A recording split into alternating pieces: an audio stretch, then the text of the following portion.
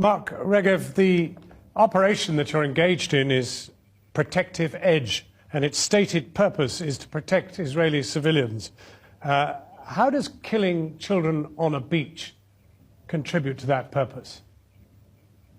Well, it doesn't.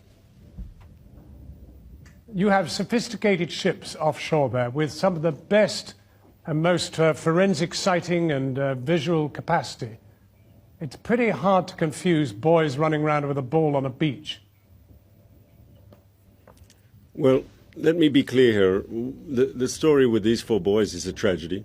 You can't look at those pictures and not be moved. But let's be clear. The Israeli military does not target civilians. It does not target children. And I don't believe the person who, if it wasn't Israeli, who fired and killed those 4 boys knew that they were children. We get to our second incident today, where our own correspondent witnessed yet another shell coming in from the sea and hitting 3 boys, one of whom escaped actual injury, was merely shell-shocked. The father was injured, the 2 boys were injured. More civilians, more sighting, more error. That's the nature of war. That's what you're up to, war. And you seem to be happy for it to, frankly, well, if it results in dead children, dead women, that's it. What was the point of bombing the Al-Wafa hospital, for goodness sake? Unless I'm misheard, and maybe it's a different hospital. It is indeed the right hospital, but he was there and the rockets were near the hospital, but not actually in the premises.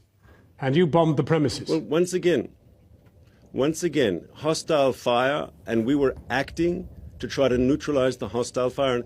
You are deliberately targeting neighborhoods in which you know there are women and children.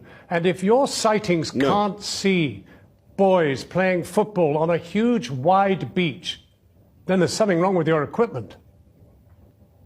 Well, let's be clear here. If you want to go back to the beach, one of the reporters, who I've read all the material that's come out, actually said he thought when he heard the explosion, it was outgoing rockets.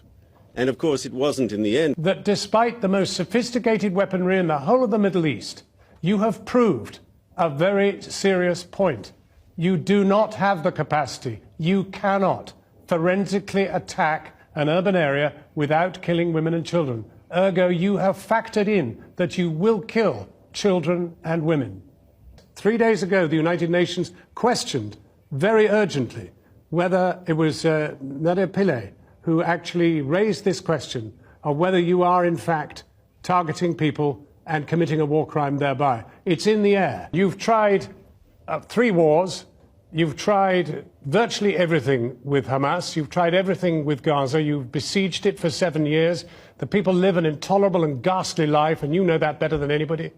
Why don't you try one other thing? Talking. Why not talk? Why not be brave and talk directly with them? Why not? But, John, that's exactly what happened yesterday. You talked directly with them? You did not.